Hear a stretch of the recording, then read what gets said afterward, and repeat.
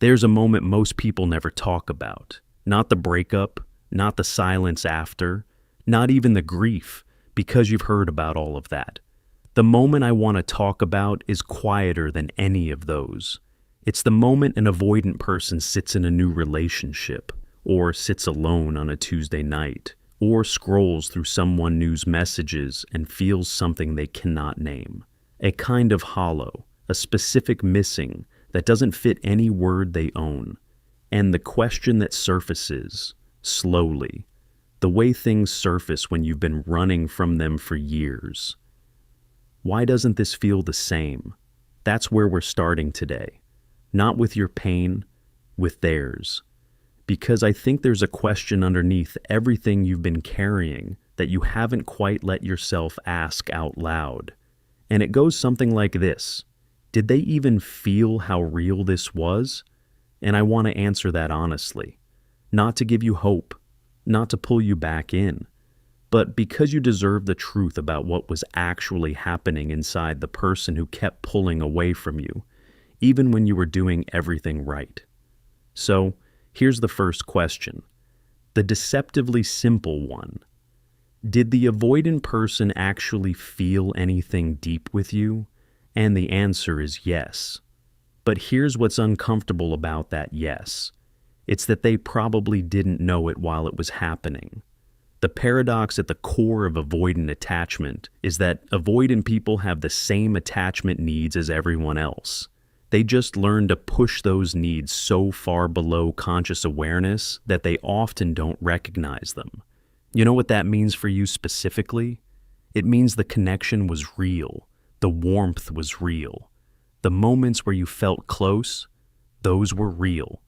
They just weren't something the avoidant person could hold on to without their entire nervous system firing off alarm bells. Avoidant attachment is a relational pattern in which closeness, dependency, or emotional intensity begin to feel threatening rather than soothing, especially as intimacy deepens.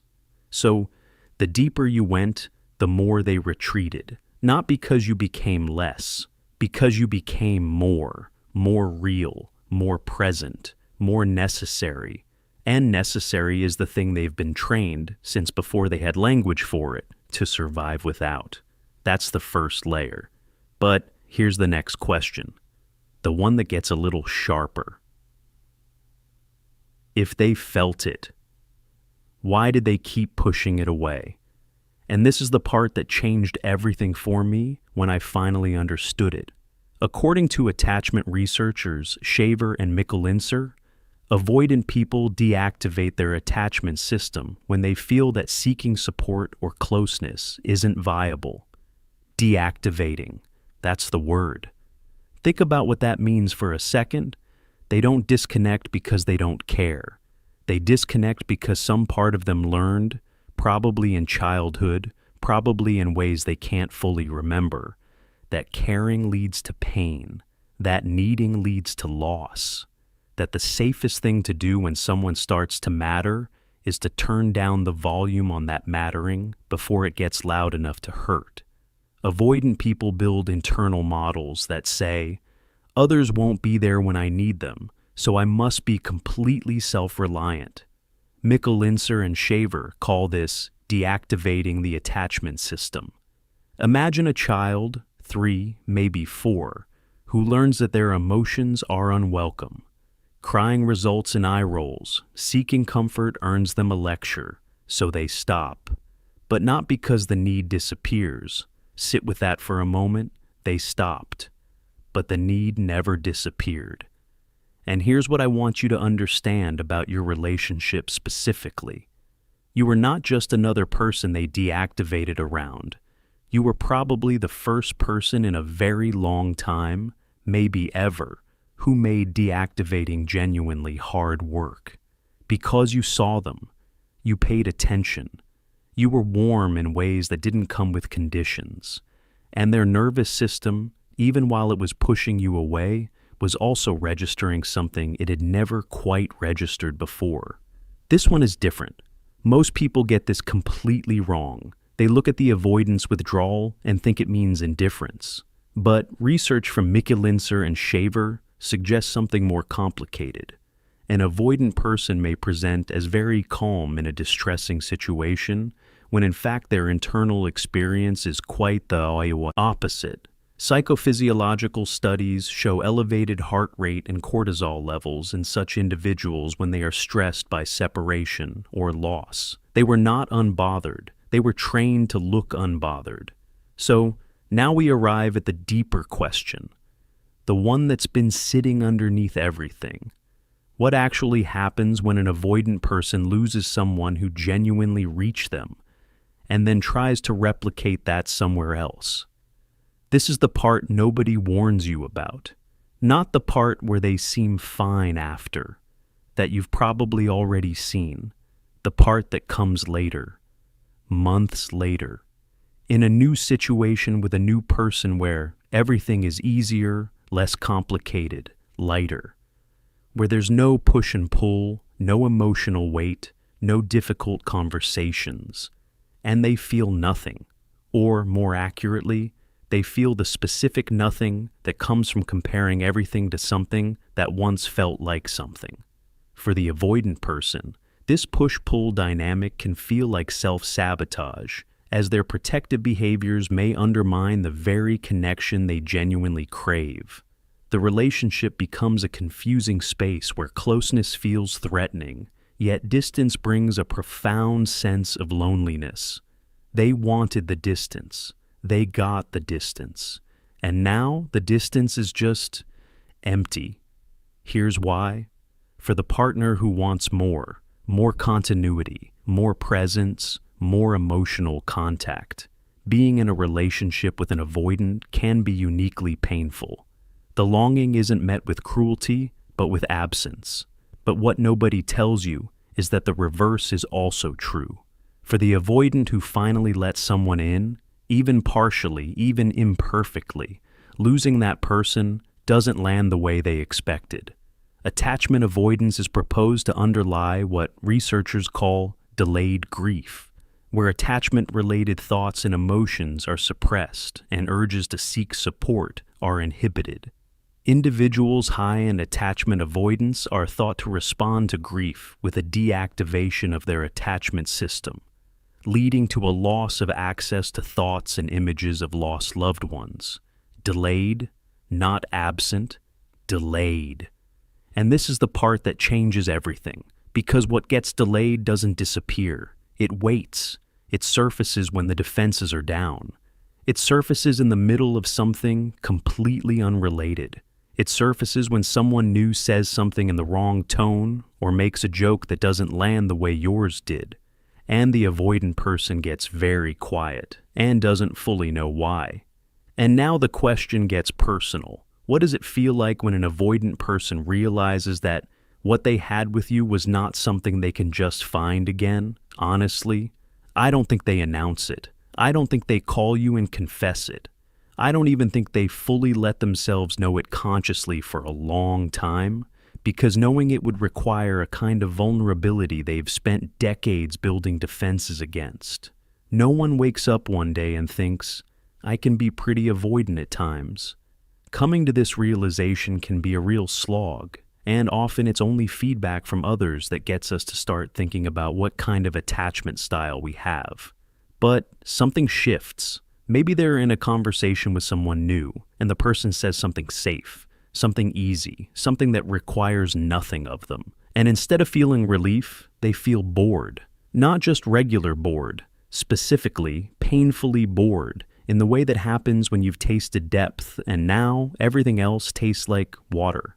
Maybe they have a bad day, the kind where you used to be the first person they'd reach for, even if they didn't always reach. And they look at their phone, and they don't reach for anyone. And the absence of reaching for you feels different from the usual absence. It feels like a door they close themselves that they now can't find the handle to. Avoidant attachers are more susceptible to social loneliness and isolation. Even when they do engage in dating and relationships, those relationships are usually casual and short-lived. And here's what that creates over time. A particular kind of loneliness that isn't about being alone. It's about being with people and still feeling alone. It's the loneliness of having built a self around not needing, and then slowly, quietly discovering that the not needing has a cost, and that cost has a face, and the face is yours. Regression. Analyses from research on attachment styles confirm that both ambivalent and avoidant attachment styles are positive predictors of emotional loneliness. Think about that. The people most likely to insist they don't need closeness are also the people most likely to end up in deep emotional loneliness, not social loneliness, not the loneliness of being alone at a party. Emotional loneliness, the kind that lives inside your chest even when someone is right next to you. So, now we arrive at the question you actually came here with. Does that mean they'll come back? Does that mean it was real? Does that mean you should wait? And I have to be honest with you here, really honest, because this is the part where the answer branches, and which branch matters enormously. Sometimes the realization that you were irreplaceable cracks something open in an avoidant person. Sometimes the grief, delayed as it is, becomes a mirror, and what they see in that mirror finally becomes more painful than the fear of vulnerability. Michellinser and Shaver's work notes that avoidant attachment shows a certain plasticity, meaning therapy can foster more secure tendencies. Change is possible, but only when the avoidant person decides that their pain is finally louder than their protection. You cannot make that decision for them. You cannot love them into it. You cannot weight them into it. You cannot shrink yourself into exactly the right shape so that their fear stops being a fear. The avoidant child learned to suppress emotional expression and reduce reliance on the attachment figure.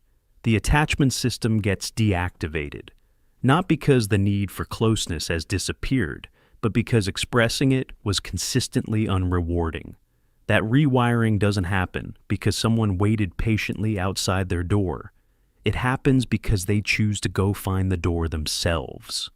And here's the thing about you, the thing I actually want to sit with for a second.